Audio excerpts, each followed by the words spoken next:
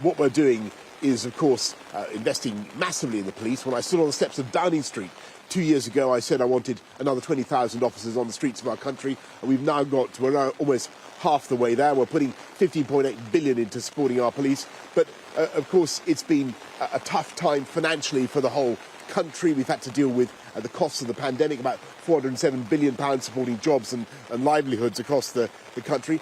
What we're announcing today is plans to back the police, but also to back the public, so that if you're the victim of a crime, you have a named police officer that you can go to wherever you live, who will attend you and who will make sure that the police deal with your crime. And now, the point of that is that, yes, they do that in some parts of the country already.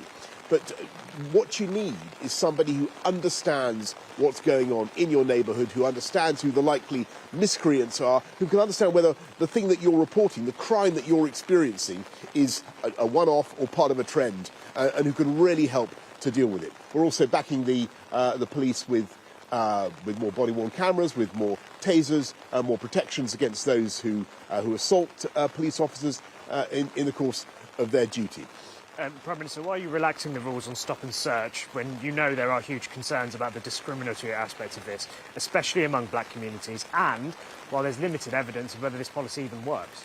Well, I disagree with the opponents of stop and search. And Section 60 stop and search orders, I think, can play an important part in fighting crime. I want to stress, Shab, that they're not the only tool that we've got to use. They're part of a range of things we've got to do to fight street crime. But I think that giving the police the backing that they need in law to stop someone, to search them, to relieve them of a dangerous weapon, I don't think that's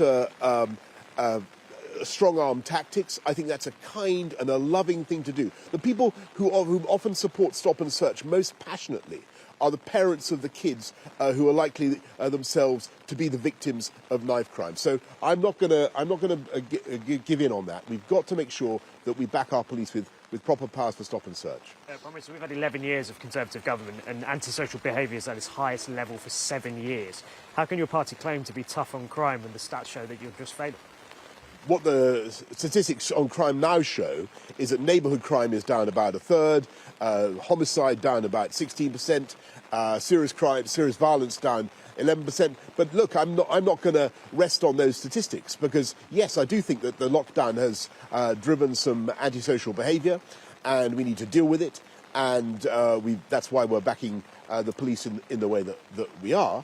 But I also want to see those who are guilty of antisocial behaviour properly paying their debt to society. And, you know, somebody's antisocial behaviour may be treated as a minor crime, but it can be deeply distressing for those who are victims. And if you're guilty of antisocial behaviour, I don't see, and you're sentenced to unpaid work, as many people are, I don't see any reason why you shouldn't be out there in one of those fluorescent jacketed chain gangs, visibly paying your debt to society. And so you're going to be seeing more of that as well.